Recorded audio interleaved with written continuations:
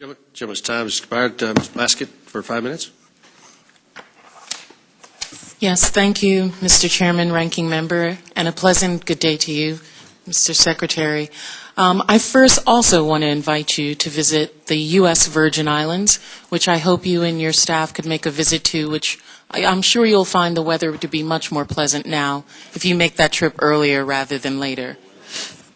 But the U.S. Virgin Islands, in all seriousness, at one time was considered the breadbasket of the Caribbean, particularly on the island of St. Croix, which is primarily agriculture at one time, and has since fallen off of the track in terms of its agricultural, not only its feeding itself, but also its exports. I noticed so many of the programs that are available in the Department of Agriculture, your MAP, your foreign market development programs. Additionally, particularly the emerging markets program, which would be of great assistance to us in the U.S. Virgin Islands. We seem to have a bottleneck because so many of those offices come through Puerto Rico. And I wanted you to speak on the availability of this funding to those areas that your agency has identified as being remote, small, and impoverished as well. We have over the entire island a third of the children in the U.S. Virgin Islands living in poverty. So I wanted to know if you could talk about the effectiveness of these programs on growing new markets in terms of agriculture and how the Virgin Islands could benefit from that. Congresswoman, the programs you mentioned are primarily export promotion programs that work with commodity groups and organizations that are involved in exports.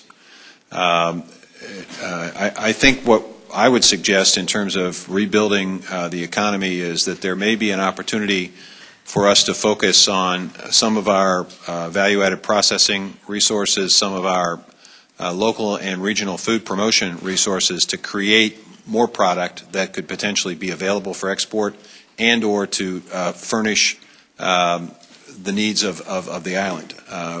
We're seeing a significant increase in local and regional food systems, and it's a multi-billion-dollar opportunity, and we have a number of programs under our Know Your Farmer initiative that would potentially be useful.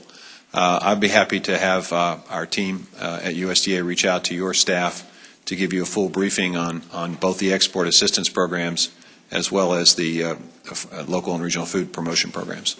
Additionally, with respect to that, if you would also talk about the rural development, we are in fact, as your statement talks about, very small, remote, and a poor place. We know that your water and environmental programs were available to 40 states, as well as the Commonwealth of Puerto Rico received the benefit from those programs. We, in fact, have infrastructure as well as housing and community facilities issues, which are at an extreme rate. In terms of our facilities, we haven't had a new school built in the U.S. Virgin Islands in over 30 years. So you can imagine the great need that the people of the territories have for some of the availability that comes under the agency. And I was hoping you would talk about the awarding of that $150 million grants that were those other places we had access to in terms of, our waterways and some of the other things that those things could be used to strengthen rural communities.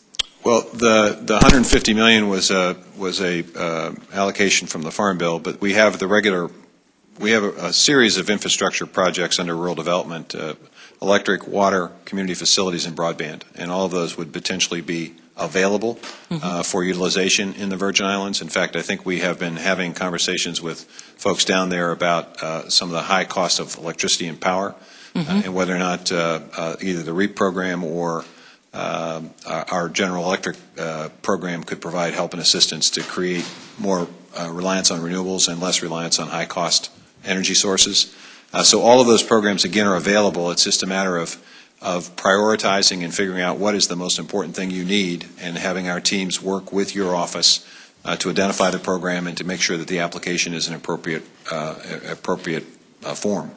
Well, our office, my office, wants to work very vigilant with you on alleviating any bottlenecks or any problems we may have in those applications. You know, with our cost of electricity at potentially in some instances 49 cents per kilowatts, when here on the mainland it's about 11 to 14 cents. That's cataclysmic to families as well as businesses there. It may be helpful for one member of your staff to attend a function we're holding on March 23rd down at the department, where we're going to outline some of our programs to a group of folks who are interested in knowing more detail about them. So we'll get an invitation out to your staff to. Thank you very much. Right. I yield the balance of my time. Thank you, Yes, Chairman. Regional Liaison.